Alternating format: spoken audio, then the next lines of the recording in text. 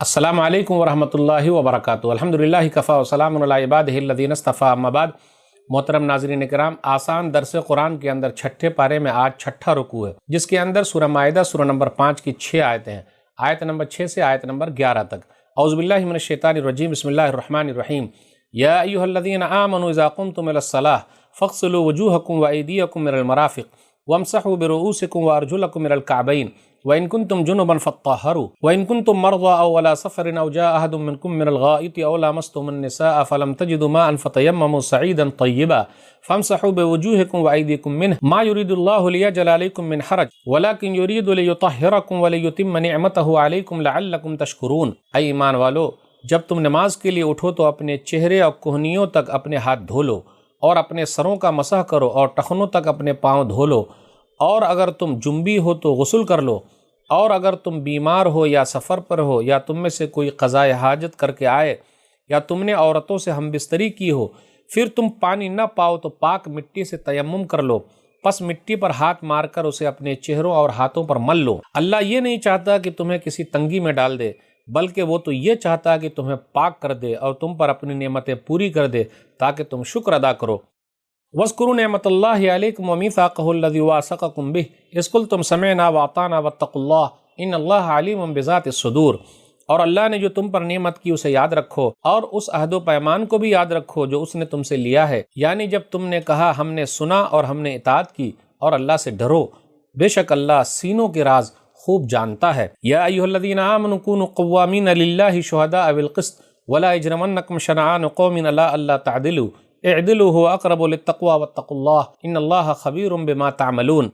اے ایمان والو، تم اللہ کے لیے حق پر قائم رہنے والے اور انصاف کی گواہی دینے والے بنو، اور کسی قوم کی دشمنی تمہیں اس بات پر آمادہ نہ کرے کہ تم انصاف چھوڑ دو، بلکہ ہر صورت میں انصاف کرو، یہی تقوی کے زیادہ قریب ہے، اور اللہ سے ڈرو، بے شک اللہ اس سے خوب باخبر ہے جو تم عمل کرتے ہو۔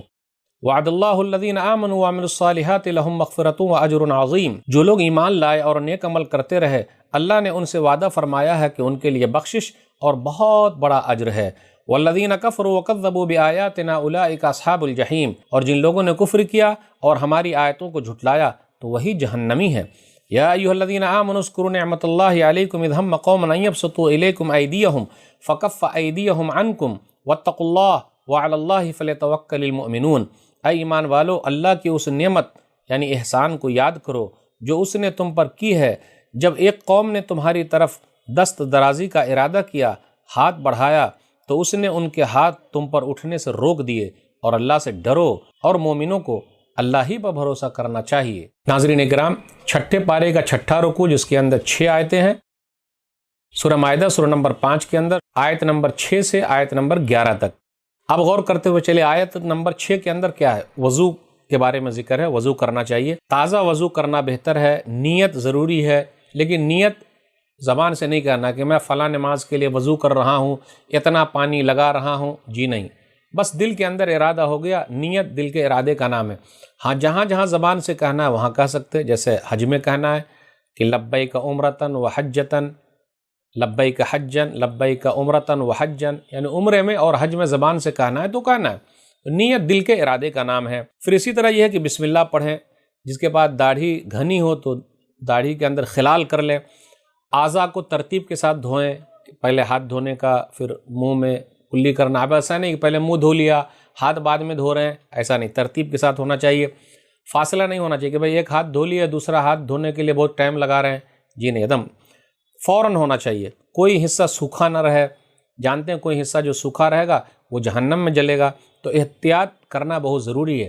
پانی زیادہ نہ بہائیں، لوگ کیا کرتے ہیں بہت زیادہ پانی گرا دیتے ہیں، نلی کھول دیے پورا پانی گر رہا ہے، آرام سے وضو بنا رہے ہیں، جی نہیں، ایک گلاس میں بھی آپ پورا وضو کر سکتے ہیں، پورے اعضاء کو، حصے کو ایک مرتبہ بھی دھو سکتے، 2 مرتبہ بھی دھو سکتے، 3 مرتبہ بھی دھو سکتے۔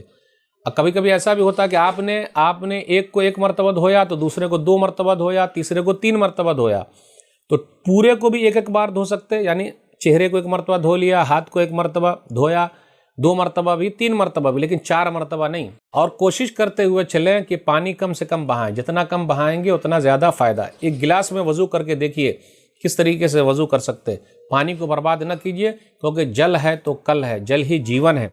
اس کے بعد تیمم کے بارے میں ذکر ہوا کہ اگر آدمی جنبی حالت میں ہے، بیمار ہے، پھر اسی طرح مسافر ہے، قضاء حاجت سے آیا، پیشاب پیخانے سے آیا ہے، اپنی عورت سے ملا بھی ہے لیکن پانی موجود نہیں ہے، تو جب پانی موجود نہیں ہے تو کیا کرے گا؟ تو تیمم کافی ہے اس کے لیے۔